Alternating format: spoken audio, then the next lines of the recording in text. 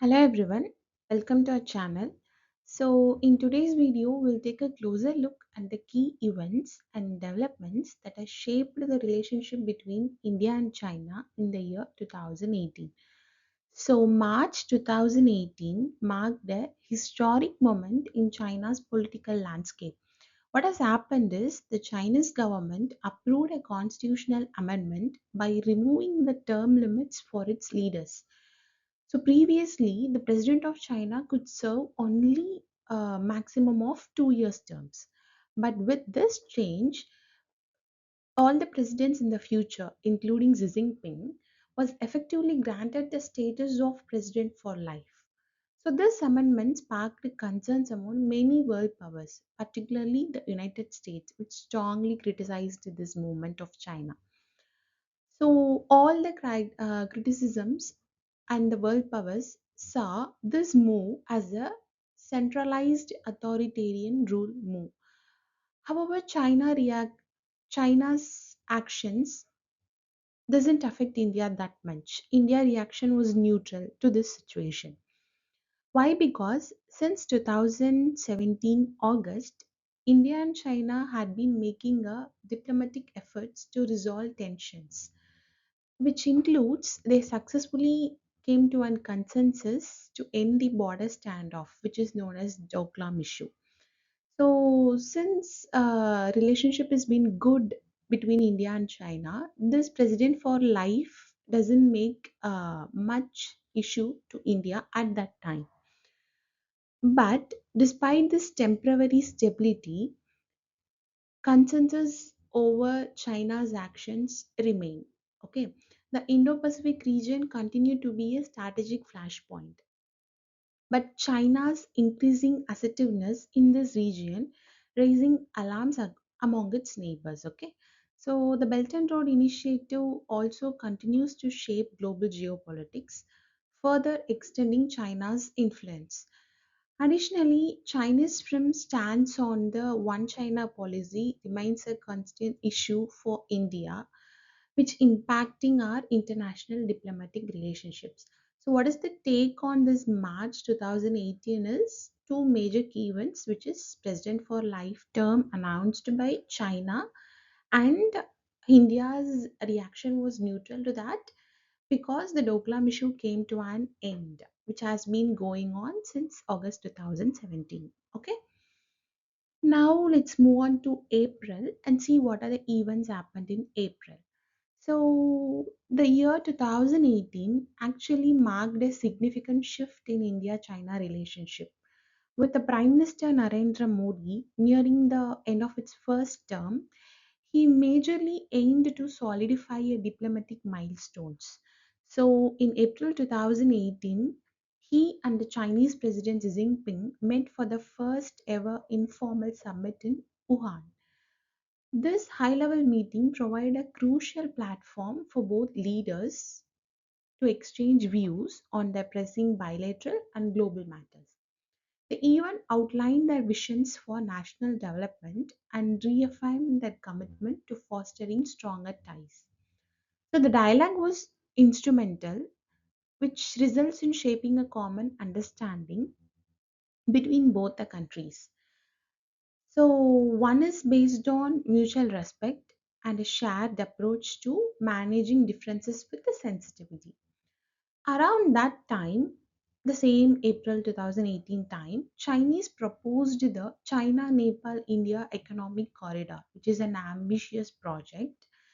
They said it is aimed at enhancing regional connectivity. But this corridor actually was an extension of China Nepal Trans Himalayan's multidimensional connectivity network, was meant with enthusiasm by both China and Nepal. But India's thought or decision is remained indifferent because this is not good for us. If China's this corridor linked to the China's Belt and Road Initiative, so China is more favored towards it, and since the relationship is actually moving forward and good with India, this meeting around 2018, China proposed this China Nepal India Economic Corridor. to India and asked India to accept to it. Okay.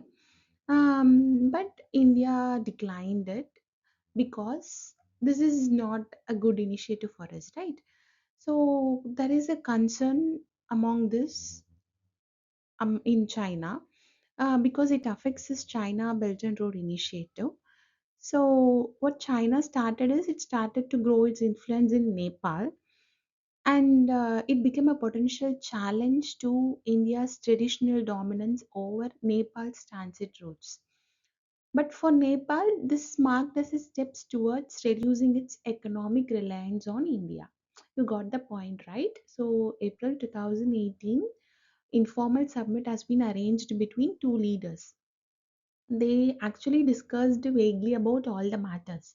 But China used that as an opportunity to establish the China Nepal India economic corridor.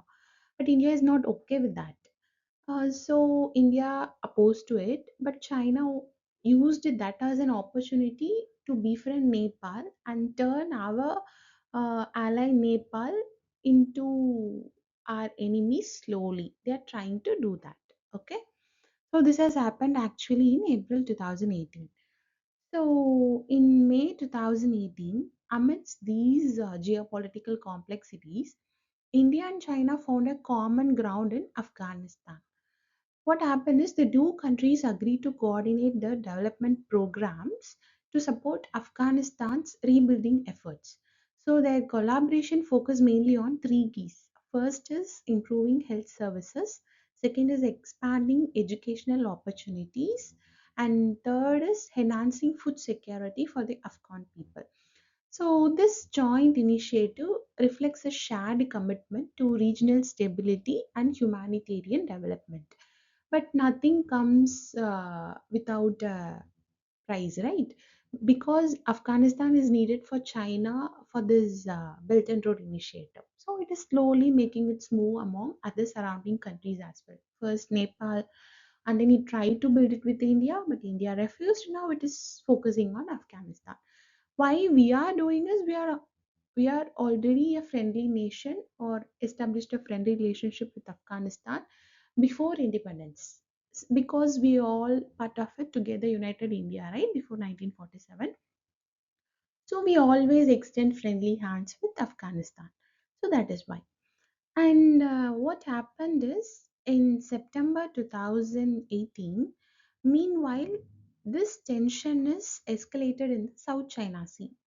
So what happened is the Chinese destroyer Lanzhou successfully expelled the US Navy warship Decatur, and this Decatur is entered China, claims its sovereign waters. So this incident highlights the growing strategic competition between China and the United Nations in the region, which also raising consensus among our future confrontation in the disputed maritime zones. Okay, so this was happened. The Lahazoo destroyer has happened in the September 2018, and in December in 2002, India and China signed a MOU, Memorandum of Understanding, focused on the exchange of vital hydrological data regarding the Brahmaputra River, okay, which is Yalanju. So, under this MOU, China agreed to provide India with crucial hydrological information, including the water levels, discharge, and rainfall during the monsoon season from May 15th to October 15th every year. But this agreement has been renewed multiple times, including in 2008, 2013, and now in 2018, which actually strengthened the cooperation between two nations on managing shared water resources. So, actually, in December 2018, this agreement is renewed again. So, this is a potential point to note of it. And moving to defense, China and India has been conducting joint military exercises called Exercise Hand in Hand. So in 2018, these two countries held their seventh edition of this important military exercise in China. And this exercise strengthens the cooperation and understanding between the armed forces, and it also enhances the trust and it fosters a peaceful environment among them. And in 2018, one more thing is a standing committee on commerce, which is chaired by Naresh Gujral, submitted a report analyzing the impact of Chinese goods on Indian industries.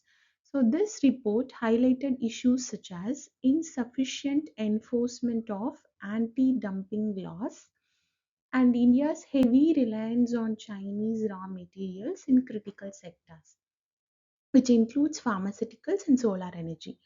So, despite these challenges, India's bilateral trade with China showed a remarkable growth.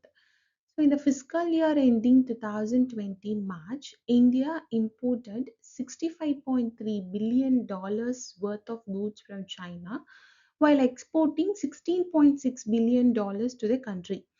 In fact, the bilateral trade between two nations saw a robust double digit growth in 2017 and 2018, highlighting the dynamic economic relationship between India and China.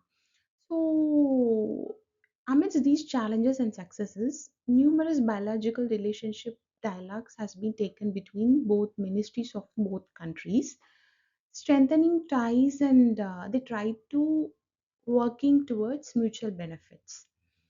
So the main point you take from this December 2018 is they shared the hydrological information and exercise hand in hand military drill has been conducted in China, and this bilateral trade has attained a two-digit growth. You don't need to worry about the numbers and all, the import and export money worth and all. But remember this bilateral trade started to gain a two-digit growth in the December 2018. This is important.